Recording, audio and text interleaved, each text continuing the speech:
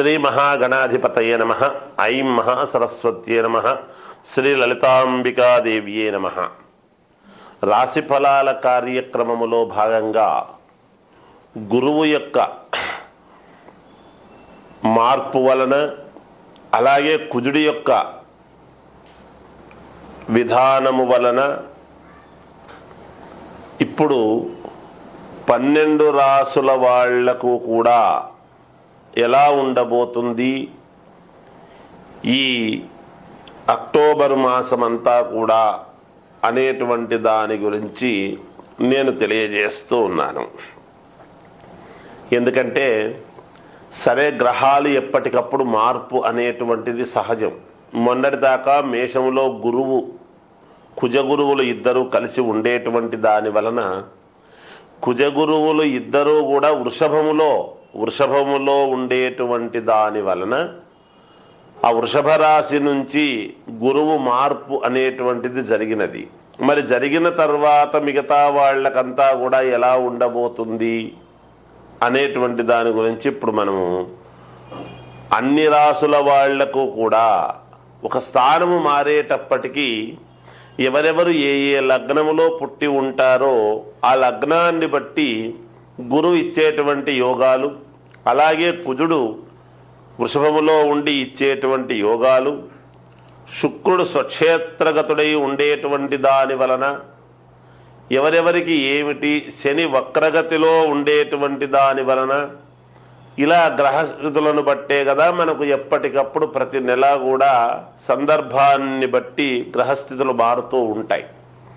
అందుకనే మన జీవన గమనంలో ఈ నెల ఎలా ఉంది, వచ్చే నెల ఎలా ఉండబోతుంది, గత నెలలో మనకు జరిగినటువంటి ఉపయోగాలు ఏమిటి అని అన్నీ కూడా ఒక్కసారి మనము ఆలోచన చేసుకుంటూ ఉంటాం.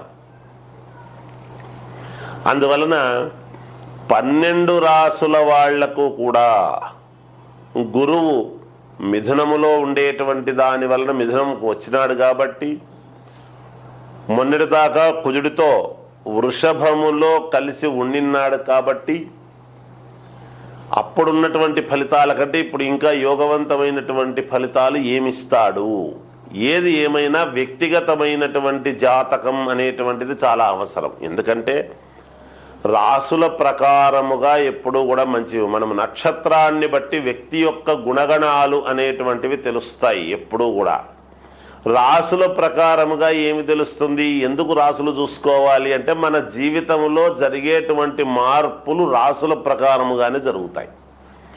ఒకసారి పుట్టిన తర్వాత ఆ వ్యక్తి యొక్క గుణగణాలు మారవు కదా. ఆ నక్షత్రాన్ని బట్టి ఆ గుణము మనిషి యొక్క ప్రవర్తన ఇలాగే ఉంటుంది అని తెలుస్తుంది. కానీ ఆ మనిషి స్థితిగతులను మార్పు చేసేటువంటిది, మార్పు జరుగుతూ వచ్చేది రాసుల ప్రకారమే మార్పులు అనేటువంటివి జరుగుతాయి. అవి మనము గ్రహించాలి. అందుకని ఎవరు ఏ లగ్నములో పుట్టారు అనేటువంటిది చాలా అవసరము. అందుకే వ్యక్తిగతమైనటువంటి జాతకాలు ఎప్పుడూ కూడా మనము ఒకరు అని ఒక నమ్మిక అని పెట్టుకుని ఒక వ్యక్తి దగ్గర అని చూపించుకుంటూ కంటిన్యూగా ఎలా ముందుకు వెళితే బాగుంటుంది. ప్రతి వాళ్లకు కూడా ఒక ఆఫీసరు, పై ఆఫీసర్ గైడెన్స్ను బట్టి కదా ప్రతిరోజు కూడా ఒక సంస్థలో పనిచేస్తూ దాని యొక్క ప్రకారంగా నడుపుతుంటాడు. మానవ జీవితము కూడా ఇలా మీకు నచ్చిన వాళ్ళ దగ్గర చూపించుకొని వాళ్ళు చెప్పినట్టుగా గనక మీరు అడుగులు వేస్తున్నారు అంటే మీకు తప్పకుండా విజయము లభించి తీరుతుంది. ఈ అక్టోబర్ మాసమంతా కూడా ఎలా ఉంటుంది అని ఇప్పుడు నేను తెలియజేస్తాను. కన్యా రాశి వారికి ఈ అక్టోబర్ మాసమంతా కూడా ఎలా ఉంటుంది అంటే చాలా బాగుంది అని తెలియజేస్తూ ఉన్నాను. కన్యారాశి వాళ్లకు దాదాపు ఇంకొక 10 సంవత్సరాల పాటు వరకు వెనక్కు తిరిగి చూసుకోవాల్సినటువంటి ఎంత మాత్రమూ లేదు. విజయ పదములో, అభ్యున్నతి పదములో మీ మనస్సుకు తగ్గట్టుగా మీరు ముందుకు వెళ్ళవచ్చును. ధైర్యముగా అడుగులు వెయ్యండి. నేను ఎప్పటి నుంచో చెప్తున్నాను, వ్యక్తిగతమైనటువంటి జాతకాలలో లోపాలు ఉంటాయేమో కానీ రాసుల ప్రకారముగా అయితే కన్యా రాశి వాళ్లకు ఎటువంటి ఇది లేదుగాక. మీకు పూర్వ వైభోగము లేదా మహాద్భుతమైనటువంటి వైభోగం అనేటువంటిది ఉన్నది. మీరు ఇంట్లో ఊరికే కూర్చున్నా తలుపు తట్టి మిమ్మల్ని మీకు యోగం అనేటువంటిది రాబోతున్నది అనేది గ్రహించండి, వచ్చింది.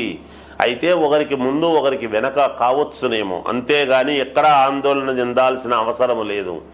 కోట్ల రూపాయలు మీకు అప్పులున్నా తీర్చుకోగలిగినటువంటి సామర్థ్యము మీకు తప్పకుండా 10 సంవత్సరాల పాటు యోగం ఉంది.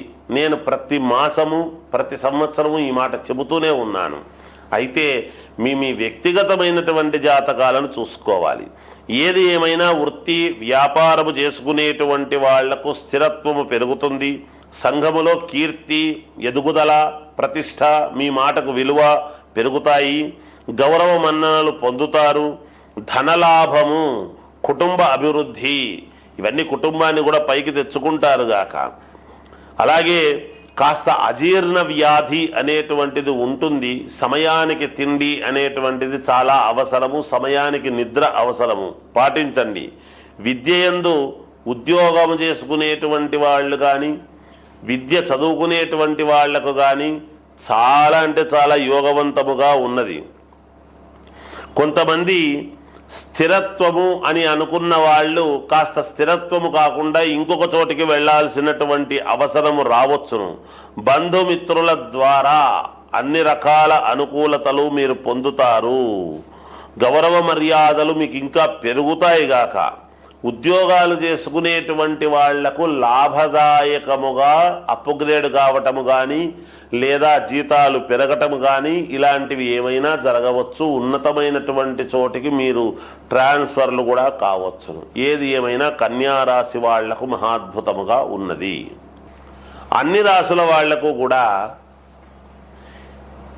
అక్టోబర్ మాసంలో దసరా పండుగలు వస్తున్నాయి కాబట్టి దసరా పండుగలలో అందరూ మీ పనులు మేలు జరగటానికి, మీరు అనుకున్నటువంటి పనులలో విజయము కలగటానికి, మీకు సర్వము అనుకూలవంతముగా ఉండేటువంటి దానికి మీరు ఒక శ్రీచక్రము అనేటువంటిది ఒక పటము తెచ్చుకోండి. ఇంట్లో కొనుక్కొని ఆ పటాన్ని పసుపు నీళ్లతో శుభ్రముగా తుడిచి, ఆవు పేడ దొరుకుతుంది, గోమయం, ఆవు పేడ తీసుకుని శ్రీచక్రము యొక్క బిందువు పటములో మధ్యలో ఉంటుంది బిందువు అని, ఆ బిందువు దగ్గర ఆ గోమయాన్ని మనము గంధములాగా పెట్టండి. పెట్టిన తర్వాత దాని మీద పసుపు పెట్టి దాని మీద కుంకుమ పెట్టండి. పెట్టిన తర్వాత ఈ దసరా 10 రోజులు కూడా సాయంకాలము పూట 5 గంటల నుంచి 7 గంటల లోపల, 5 నుంచి 7 గంటల లోపల మీ ఇష్టం. సాయంకాలం కొంచెం నిష్టగా మహాలక్ష్మి అష్టోత్తరము అనేటువంటిది ఆ పటము మీద వేస్తూ రాండి. రోజు కూడా ఆ కుంకుమతో మామూలుగా లక్ష్మీ అష్టోత్తరం, ఓం ప్రకృతై నమః వికృతై నమః అనేటువంటి అష్టోత్తరము ఉంటుంది. అది చదివి అక్కడ కుంకుమ వేస్తూ ఆ కుంకుమ మీరు ధరిస్తూ రండి. ఈ 10 రోజులు ఆ పని చెయ్యండి. తప్పకుండా మీరు అనుకున్నటువంటి పనులు నెరవేరటానికి మేలు జరుగుతుంది. శ్రీచక్రము అనేటువంటిది మూలం, అమ్మవారి యొక్క మూలదేవత. సర్వదేవతలు శ్రీచక్రములో ఉన్నాయి. అందరు అమ్మవార్లు ఉంటారు అందులో. ఆ పటము తెచ్చుకొని మీరు దేవతాస్థానములో ఉంచుకొని కాస్త శుద్ధిగా ఈ 10 రోజులు గనక మీరు చేస్తున్నారు అంటే మీకు మేలు జరుగుతుంది అని తెలియజేస్తూ జయోస్తు.